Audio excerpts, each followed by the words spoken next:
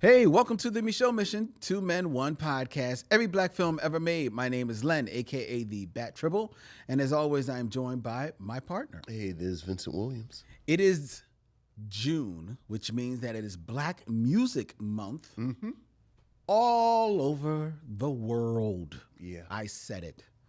And that means it is also Black Music Month here in the Mission, and we have a very special presentation for you tonight, as Vincent and I are going to be looking at two competing projects from the year of 2021 that each looked at the life of a certifiable music icon. Yes. And that would be Aretha Franklin.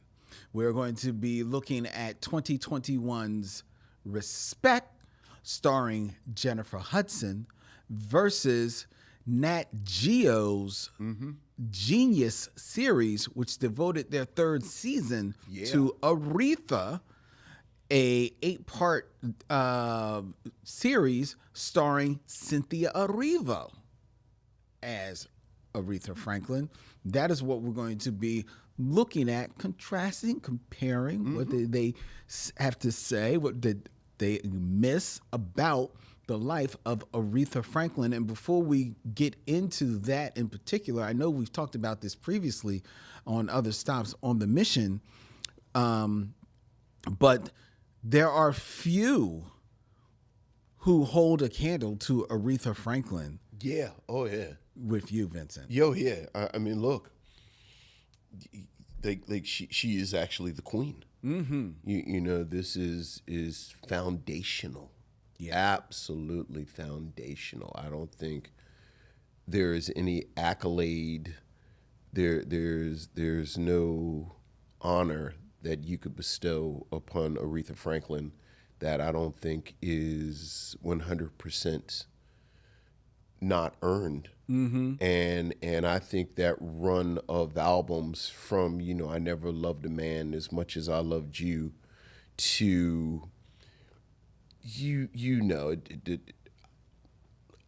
I'll Break Protocol. I think the album that she had with Quincy Jones, Angel.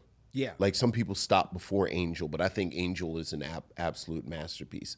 I think that run of 6-7 albums is like, I'll hear some like I'll listen to an argument for 2 or 3 other artists, but yeah, you know, yeah, foundational, absolutely foundational. Yeah, and the albums you're talking about I Never Loved a Man the Way That I Love You, which dropped in 1967.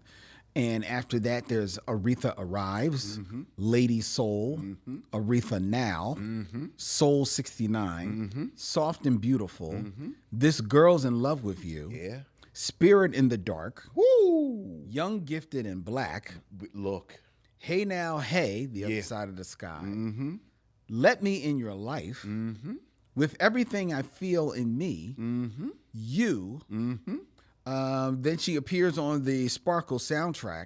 Right. Because you got to put that in there. They got to put that in there. there. Yeah, even though it's a Curtis Mayfield produced album, this is very much in that pocket. Then you have, and then to close this out, the 70s going into the 80s with Sweet Passion, Almighty Fire, La Diva, and Aretha. I'm not seeing Angel on. What's the one Quincy Jones did? I know. I think Angel is on there. Yeah, that may be the song that's on there. Let me see. Oh, it's going to take me a minute to figure out which one she did with Quincy Jones. Nope, it's not that one. I'm looking right at it. And we're off and running. Because she did Almighty Fires with Curtis Mayfield. What's the album cover? You said you're looking at it. Oh, Hey Now, Hey. It's Hey Now, Hey.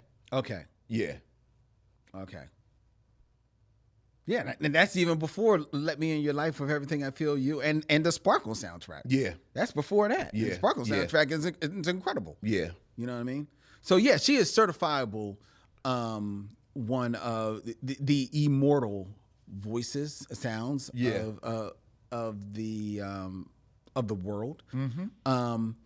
I have to admit that growing up, I wasn't a huge Aretha Franklin fan, but I definitely knew her music. My sister, she is my older sister's favorite singer. I mean, and so her music was all around. And then I have to say that as much as I knew her music and appreciated it, it wasn't until seeing her in the Blues Brothers that made me say, wow, she is amazing. And then I backtracked and just took, I think and this will come up in my critique of both of these projects.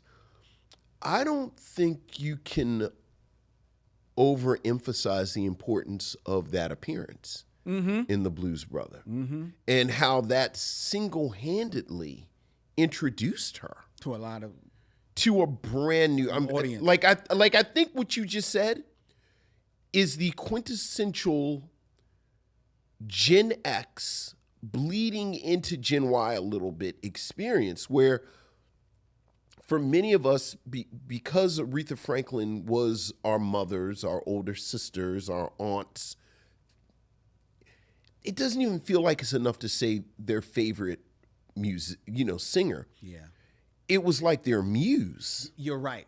And I want to touch on that later. Like saying your mother liked Aretha Franklin and you heard Aretha Franklin was like saying, the smell of collard greens. Like it just permeated it. So it was hard to separate Aretha Franklin's artistry from just being a part of the fabric of your life. Yeah. And then that Blues Brothers moment where it was like, oh, I think for many of us, that was our real introduction. It was certainly mine. And we talked about it when we reviewed the Blues Brothers. Yeah. So let's start with the 2021 film. Yeah. Respect. And let's start with this one because this is the film project, this biography of Aretha Franklin's life that had actually kind of like was in the works for so long. Right. This is the one that the estate they signed off on. And the one that Aretha Franklin signed off on before her passing in 2018 by apparently asking Jennifer Hudson, I want you to play me in this film that I'm developing of my life. Respect from 2021, a biographical musical drama that was directed by Lascelles Tommy in her feature directorial debut, stars Jennifer Hudson as Aretha Franklin.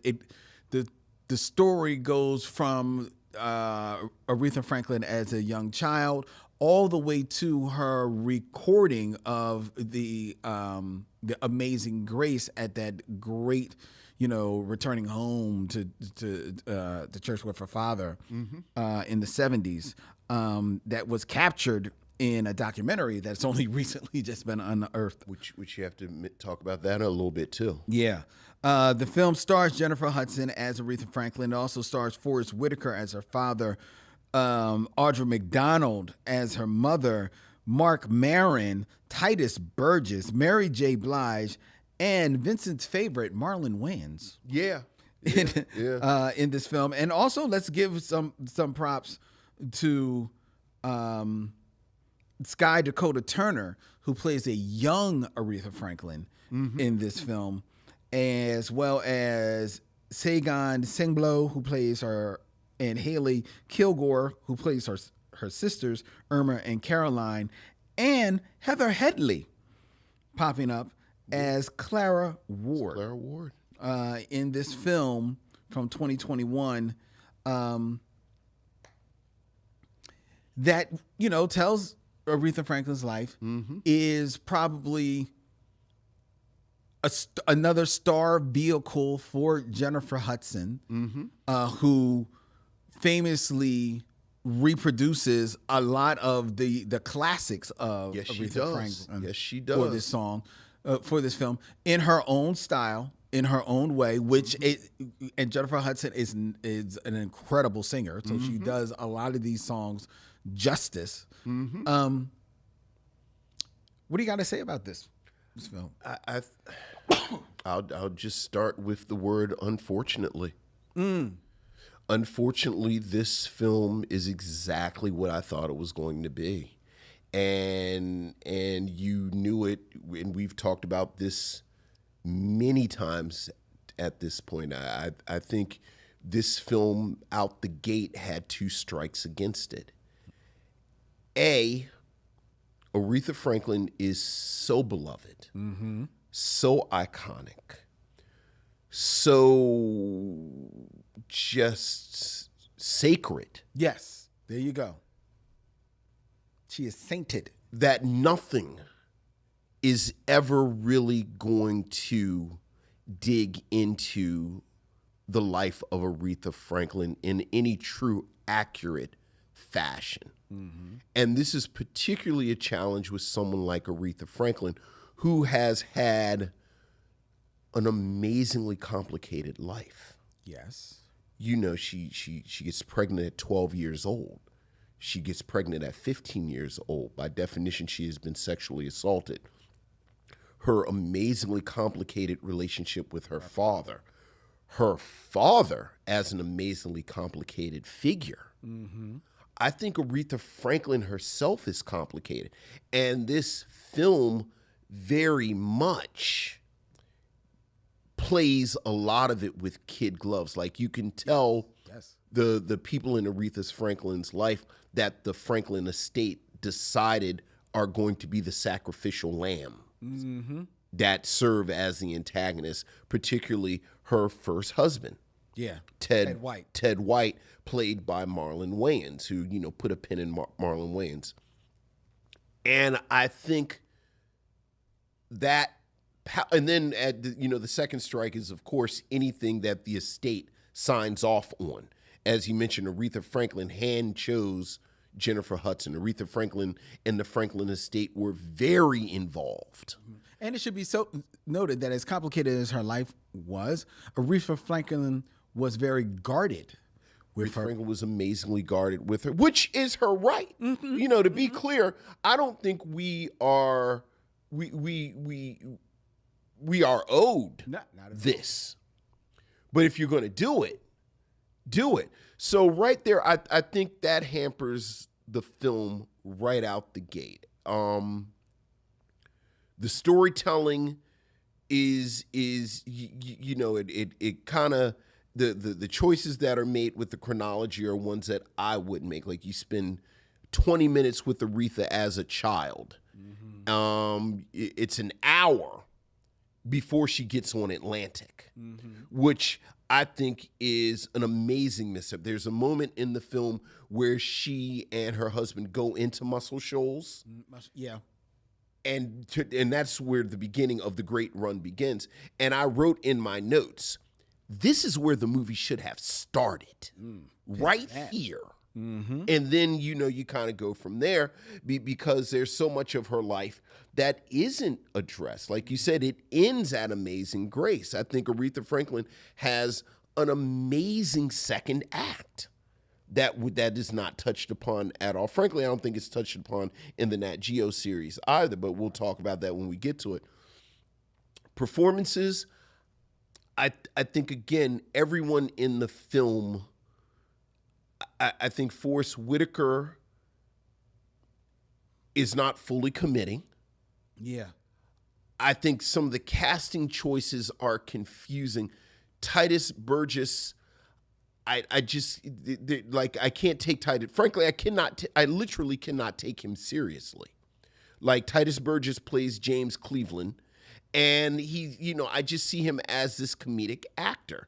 And that doesn't work. You know, you talked about Marlon Wayans, and Marlon Wayans is actually distractingly ridiculous as Ted White.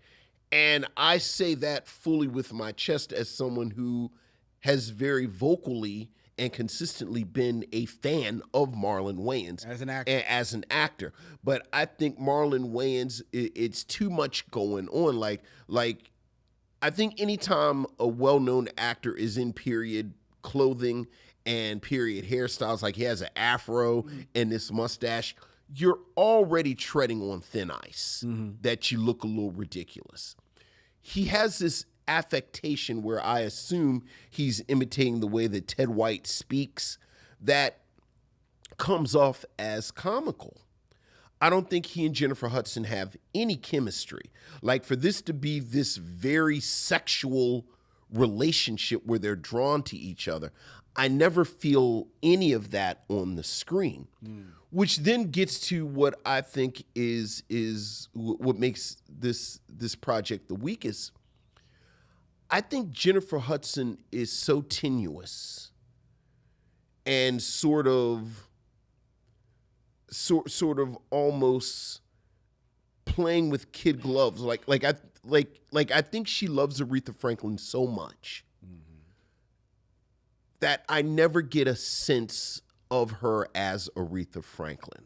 The irony is that I'm going to assume that Miss Franklin chose Jennifer Hudson because of her role in Dreamgirls, which is what they say, where she plays an Aretha Franklin type. Exactly.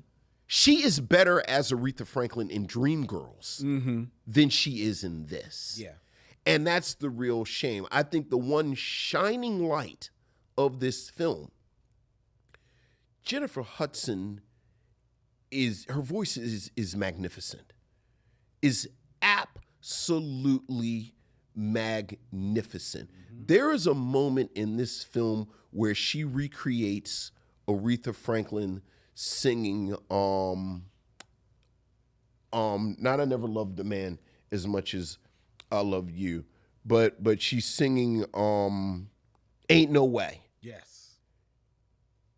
And it is so much better than any other moment in the film that it is shocking.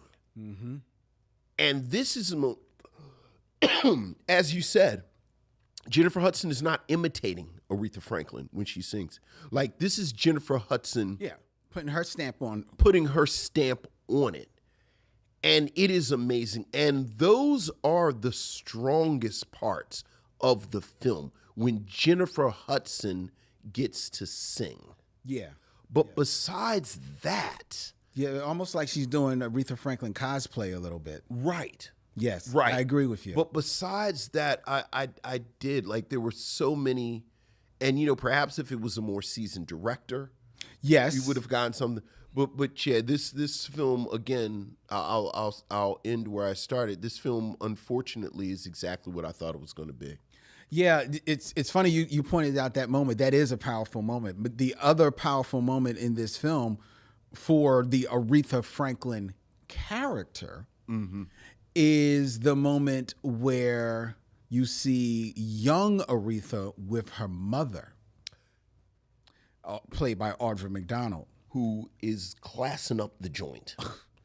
She's too classy. She's I forgot her because I felt like the not to cut you off, the 10 minutes she's in the film, it's like a whole other film wandered into this film. And there's a moment where she's with young Aretha at the piano. Oh my goodness! And they want to talk, but she says she doesn't want to talk. So, well, I'll sing and talk, because she's been there singing, and they are conversing with one another, and it is such a beautiful, beautiful moment.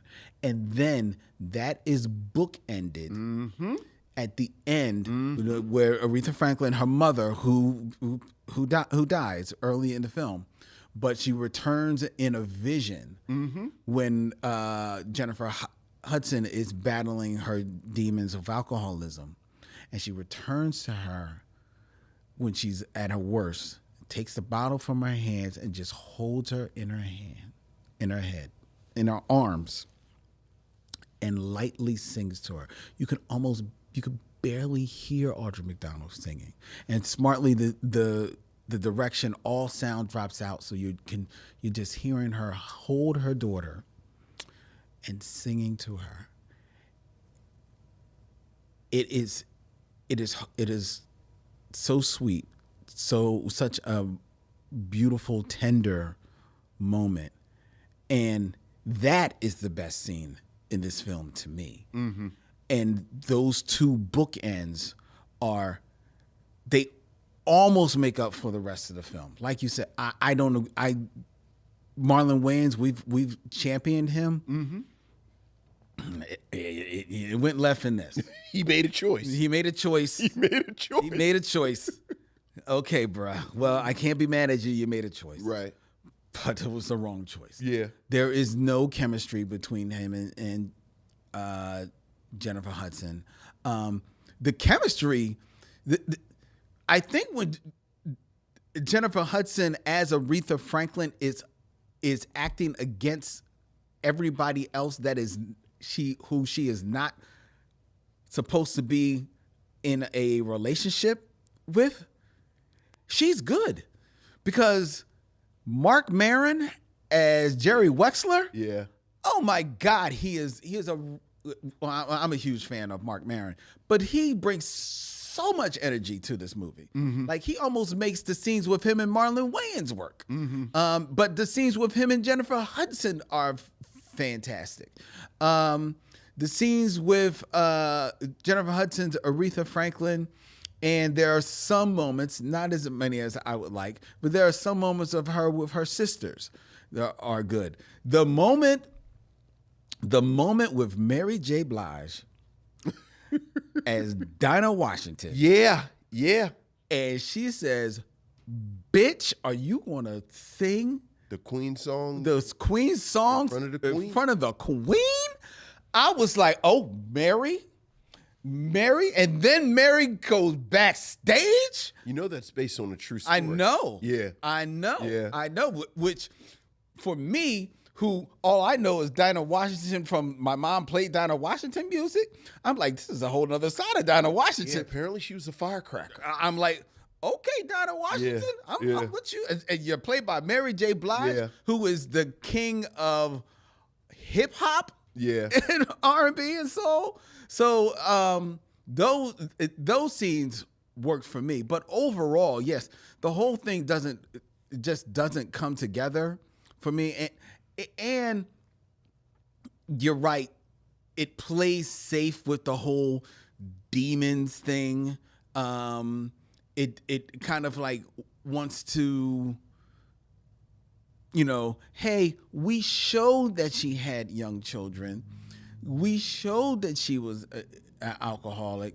We showed that, yes, they got into some violent scrapes. Even though I do have to say that there was one directorial choice that I appreciated, that you don't immediately see them fighting in the lobby. That's kind of like shown in like some quick cut flashbacks, interspersed with some dialogue. I actually like that directorial choice. I think the director LaSalle Tommy, while this being her feature film debut, I think she comports herself very well. She shows herself very well in this. I don't think it's it's not Barry Jenkins' debut. It's not D-Rez debut, but it's not a bad film. But it unfortunately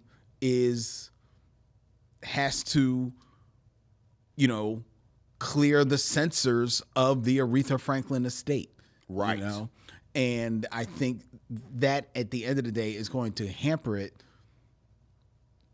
Unlike the competing project, 2021's Genius series on NatGeo, where they kind of like look at one artist and do like a whole documentary series on their life. And for their third season in 2021, they chose to do the life of Aretha Franklin, and they cast another phenomenal singer in this role and actress, Cynthia Erivo, as Aretha Franklin. This project, the estate had nothing to do with. No. And in fact, they actually were trying to hold protests to stop people from actually seeing the film, seeing this documentary, and withheld access to the the Aretha Franklin's greatest hits from this project. You know, you have some hints of it, but there's no real true recreation of a lot of her hits in this. They do Rock Steady. Right. Which is my favorite moment in the whole thing, quite frankly. But this is an eight-part series, and it, alongside, you know, Cynthia Erivo in the cast, it also Courtney B. Vance. C.L. Franklin. C.L. Franklin. It also features David Cross as Jerry Wexler, Michael Barrett as Ted White, Patrice Covington and Rebecca Naomi Jones as her sisters Irma and Caroline. And it also features T.I. as Ken Cunningham. Luke James as Glenn Turman shows up in this film. We also have friend of the show Omar Dorsey. He sure is in the James Cleveland. I'm about to say it's James Cleveland in the James Cleveland role in this film, in this docuseries. Let's put it that way. And what did you have to say about this? I actually, for the most part, I found this one like a little equally uneven. I'm a fan of Cynthia Erivo as an actor and as a singer. I think that as an actor, she comports herself a little stronger than Jennifer Hudson in respect. To your point, this docuseries actually does start with them on the road to Muscle Shoals to record with Jerry Wexler and all of the white blues band down there. I think that, and by virtue of it being a 8-part series, right? They have more room. They've got more room. Breathe. They got more room to breathe. They can spend a lot more time expanding on some things, which they do. I think, and they play with the time. You know, that we're constantly going back to her as a child, and returning to her in you know, as an adult. So they're playing with the time stream a little bit. But even with that, I still felt there was a little unevenness with the project as a whole. They delve a little deeper into the bones of Aretha Franklin. I don't feel like the estate claimed them that they were being disrespectful. I don't feel they were disrespectful to Aretha at all in this. I just think that overall they dug a little deeper. They showed some more of the violence. I think they could have, you know, they dealt with some of the darker stuff. They put it out there for people to make their choices. Look. Well, I'll hold that. Of the two projects, I think as a biographical project like you, it's a stronger project. Mainly because you have more space to really delve into things. I think Cynthia Erivo's Aretha Franklin is almost pitch perfect as the character Aretha Franklin.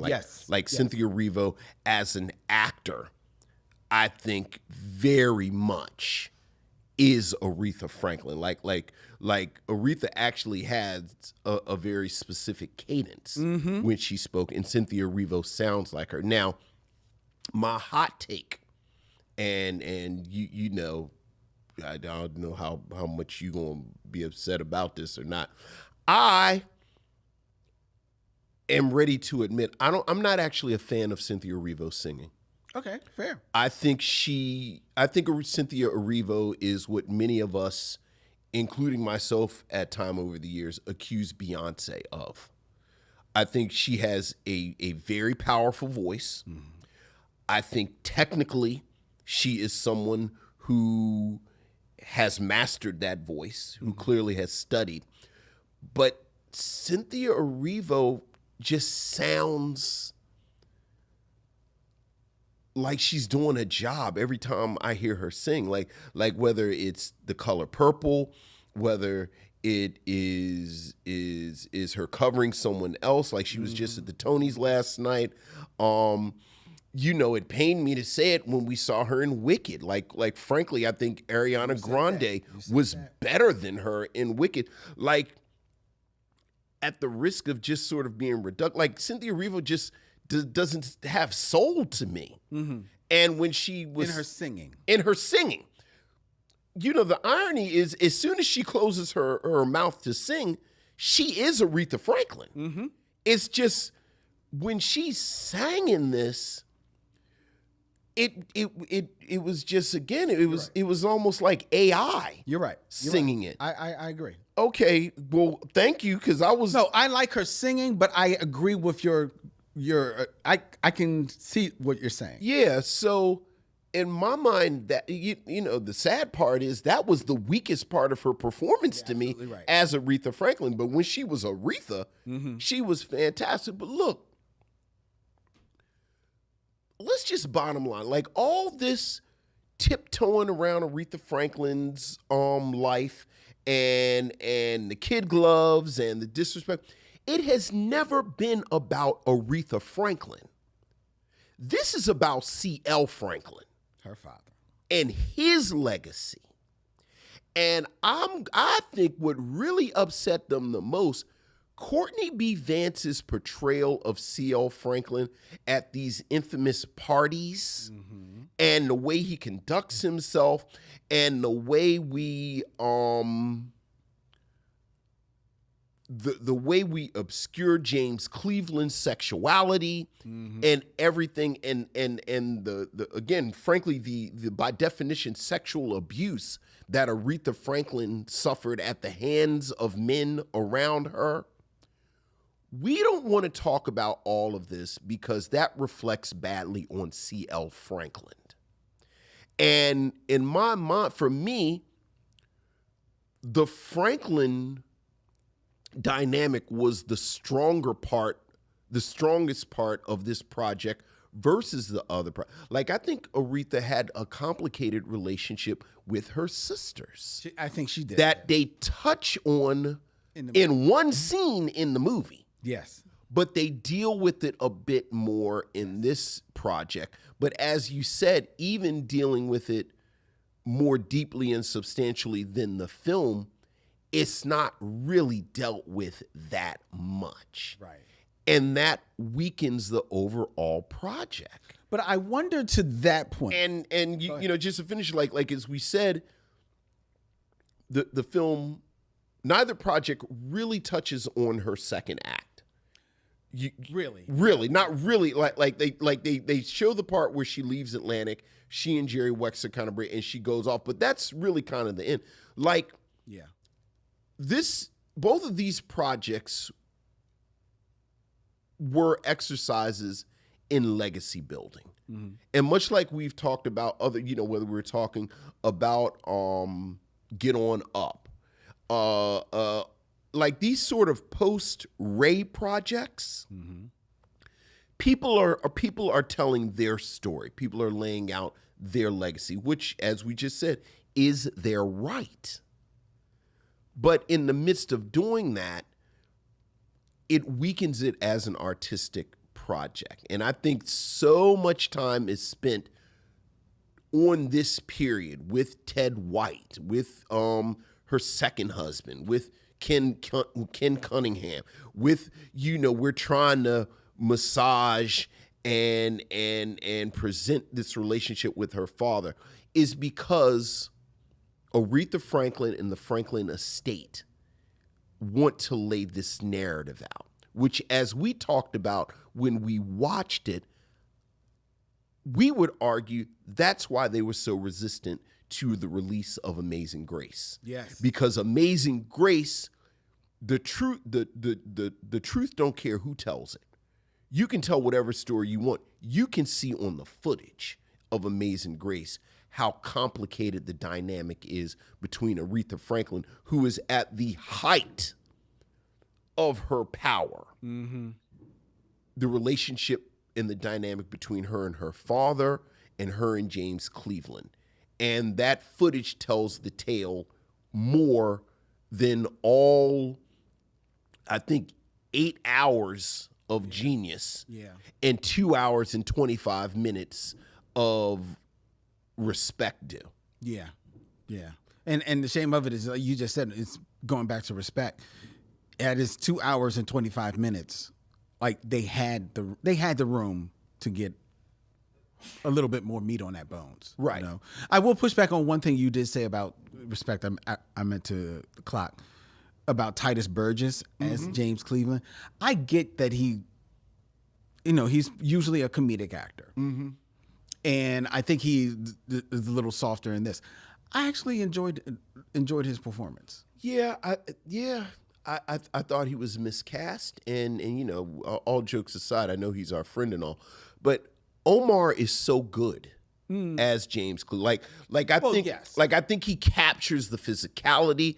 I think frankly, I think James Cleveland's queerness informs Omar's depiction of him, which, the irony is that I feel like Titus Burgess tries to downplay it. Irony because, Titus Burgess is openly gay. Yeah. But I felt like he was almost, like, I guess because he's openly gay, he was trying to not be too, quote unquote swishy. But because of that, I felt the restraint in him. But I thought that was consistent throughout the film. That every performer in Respect, there's this restraint, there's this sort of hands-offness, except for, again, the aforementioned Audra McDonald. Yeah. Who... Well, she don't care. Or she's just friggin' Audra McDonald. Or also she is playing a character who is not represented in Genius. Right. She's playing the mom. Right. Which I thought was actually pretty interesting. Yeah. That in Genius, they really kind of like play up more of the mother figure. Right. Being these women, a couple of the women that again, biographically, Aretha Franklin's mother left those kids. Yeah. With Reverend Franklin. That is something that is a controversial move for a mother today. Yeah. So for a woman who did that back then, you can imagine what her status was, what her reputation was. So, I get the sense that Aretha Franklin and the Franklin estate, again, justifiably, that's her mama, were trying to rehabilitate her reputation a bit. Yeah. Well, either way, I will say, regardless of what we think, I think both of these are projects that are worthy of being taken on. Oh. Again, I enjoyed the NatGeo Genius. I did too, and had not planned on enjoying it. Me neither. I think I talked to you about it when we watched it. Like, me and Wendy threw on an episode on a Humble and said, well, let's just see what the hubbub is, because remember, there was controversy. So we threw on an episode on a Humble and then watched all 8 of them. And then even this, with all of my misgivings and all, with Respect, the very first thing I did when the film went off is I downloaded the soundtrack. Yeah. Seeing Jennifer Hudson. The funny thing is, me and Camille watched the last part of it with me, and we were laughing because, it's Jennifer Hudson, and Jennifer Hudson is a powerful, I think it, like, you can count on one hand the women that sing better than Jennifer Hudson right now, and you might have some fingers left. Then they show some footage of Aretha Franklin in her last performance. And still. And it was like, never, ever forget who the queen is. That's right. So, yeah, I mean, look. That's right. Real quick before we get out here, just one thing I wanted to touch on. Aretha Franklin, rightfully the Queen of Soul. Yes. In the film, we have Mary J. Blige. Yes. The Queen of Hip Hop. The Queen of Hip Hop Soul. Hip Hop Soul. And I could see the correlation. I see that. Sure. I see that almost bequeathing of, you can have a piece of the tiara. Yes. Who's got it now? Or who's the princess of soul? Yeah. Right now? Woo! I know Beyonce wants it to be her. I don't even know if Beyonce wants it to be her. I think Beyonce is the queen of everything. Like, she's just bigger than everything. I'm always gonna go with Jilly from Philly. I'm always going with Jill Scott. I'll put Jill Scott up against anybody right now. Yeah, but it's Jill Scott now. Jill Scott, I mean, because even now, Jill Scott's career is like 20 years old. I mean, you got to take the crown to get the crown. Okay, so you're saying she still holds. She still got it. Yeah. Nobody's coming for her crown right now. Oh, come on, Lynn. I mean, I know.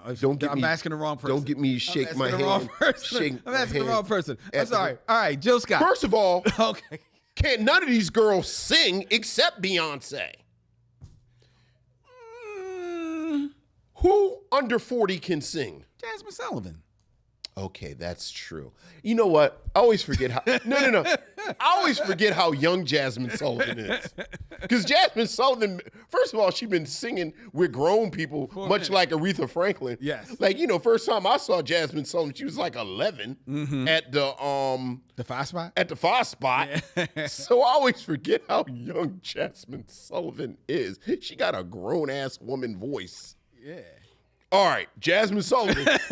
Now she can sing. She can sing. But she the only one under 40 that can sing. Okay. All right. So that's who I was actually thinking. I wanted to see if you were going to pull that. Yeah. I was thinking maybe. Yeah. But my thought was. All right. Jill going to have to drink her tea with lemon if Jasmine come around. I ain't saying Jill can't take Jasmine, but she gonna have to do some breathing exercises before the show starts. Jasmine can sing. Jasmine can blow, but I don't think she wants Jill. Yeah, Jill don't want Jill. Yeah, Jasmine can blow though. Yeah, she can. Yeah. She can, but she don't want Jill. I'm pretty much done. Fair. Under 40. Yeah. That may be right. Yeah. Maybe right. But there you go. There you go. There's our Black Music Month special for you. Before we tell you what we're going to be reviewing next week here on the Micheaux Mission, I invite you to let us know what you thought of this Black Music Month special. You can email us at micheauxmission@gmail.com. That's MICHEAUXMISSION@gmail.com. You can find us on all your social media, Instagram, Facebook, at Micheaux Mission.